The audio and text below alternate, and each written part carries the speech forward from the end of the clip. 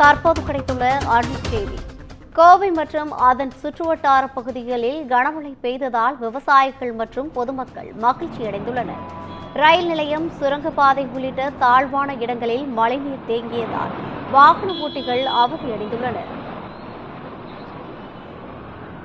கோவை மாநகர் மற்றும் அதன் சுற்றுவட்டார பகுதிகளில் கொட்டி தீர்த்த கனமழையால் பொதுமக்கள் மற்றும் விவசாயிகள் மகிழ்ச்சியடைந்துள்ளனர். இதுகுறித்தான கூடுதல் விவரங்களை வழங்குவதற்காக நமது செய்தியாளர் ஞானசேகரன் இணைப்பில் இருக்கிறார். வணக்கம் ஞானசேகரன். கோவை மாவட்டம் அதன் சுற்றுவட்டார பகுதிகளில் கனத்த மழையானது பெய்திருக்கிறது. இது குறித்தான கூடுதல் விவரங்களை வழங்கலாம். வணக்கம். கோவை மாநகர் மற்றும் புறநகர பகுதிகளில் கடந்த 2 மணி நேரத்திற்கும் மேலாக பலத்த காற்றுடன் மழை பெய்தது.